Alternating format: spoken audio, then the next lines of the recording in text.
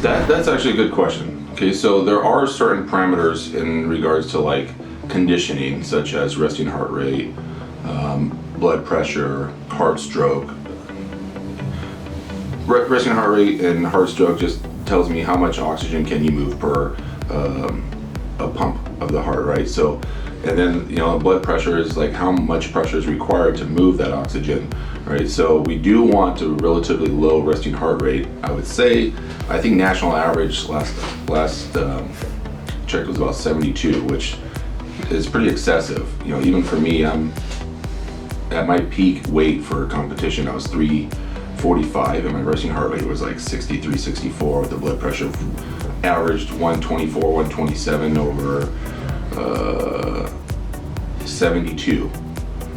And so now, I mean, I've dropped 45 pounds and I've been as low as like 54, 55, and I mean, if you're looking at comparisons, each heart has roughly 2 billion heartbeats in its lifetime. So even though you're working out, you're accelerating your heart rate, you're not working out a majority of the day, even if you're doing it 6 or 7 days out of the week, right? So you want to make sure that you're managing those heartbeats throughout your lifetime to extend your expected lifespan, and so I can tell you this much: there's some sports where it's significant, like where you spend a majority of your time over 300 pounds, just like sumo wrestlers. If you look at them, they average to live like 12 years shorter than everybody else in Japan, and that's a big thing, right? But they want to do it, they're willing to make the sacrifices for the entertainment because of the tradition and history.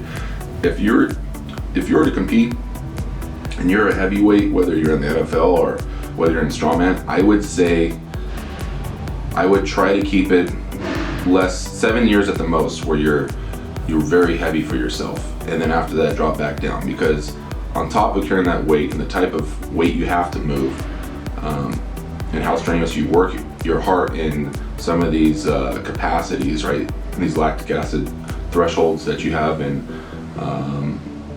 these medleys and strongman, you really don't know how much pressure you're putting on your valves, and that's the one thing that that most people need to have be repaired, after this strenuous activity. So on the static strength side, the question, if it's attributing to like, hey, I just want to be, as strong as I can be, I think there's what's a healthy strong and then what's excessive strong.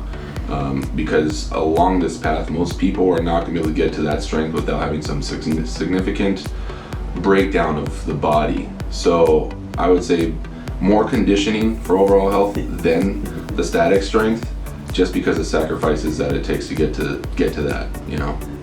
I think there's a lot of things that people can do if they took the right route and had patience.